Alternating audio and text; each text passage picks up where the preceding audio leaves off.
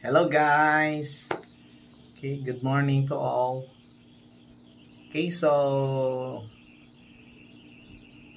meron na naman akong i-share sa inyo. Kasi napaka-helpful din. Siguro yung iba mayroon na nito. Kaya i-share ko lang.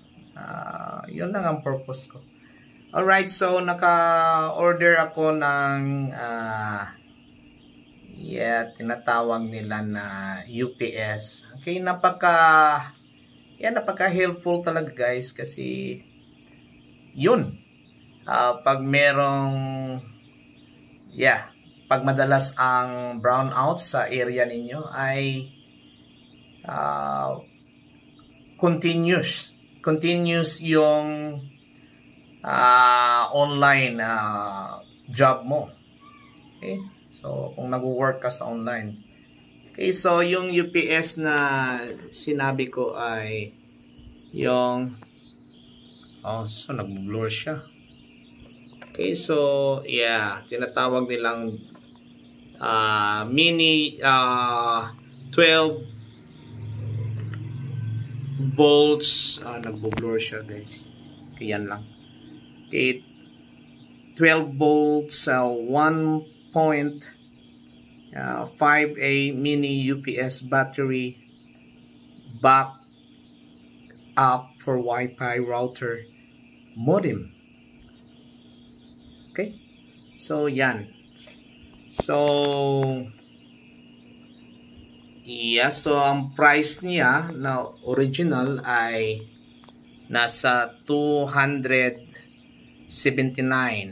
Okay, nagbo-blur talaga siya guys, sorry. Okay, then meron pa kasi yung processing fee. So, yan, ang order total ko ay 408. Pero depende yan guys, kung meron kayong coins na pwede mong ma-redeem. So, magkakaroon ka ng discount dyan. Okay?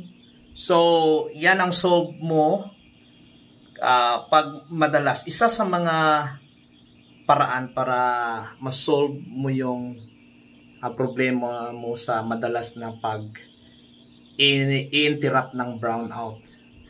Okay? So, yan. UPS. Continuous ang pag-work mo online. Okay? So, dahil sa UPS na yan. So, napaka worth it talaga. Nagbo-blur siya talaga. Yan. Okay, so yan ang itsura niya. Right, so ipakikita ko sa inyo guys kung paano ko ginamit. Alright. So, ito po yung UPS ko guys. Right? So, nakakonect siya sa wired LAN modem namin. Yan. Pag merong brownout, so hindi tuloy-tuloy yung internet mo, hindi ma-interrupt. Okay? Dahil sa UPS na yan. Okay, so katulad ng nasabi ko na i-connect mo siya sa so magandang combination nito. Yung LAN mo, pwede rin sa mga backup modem mo. Katulad nito. Okay? So may repeater, may globe modem ako na ang SIM ay GOMO.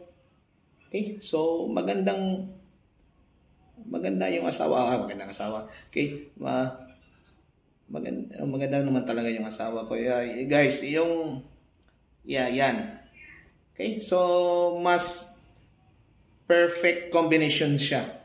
'Di ba?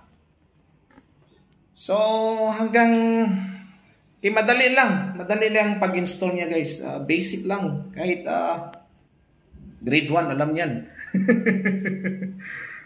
So hanggang dito lang guys. I hope na nakatulong sa inyo. Okay? So, bye-bye for now. Hope to see you soon for the next vlog.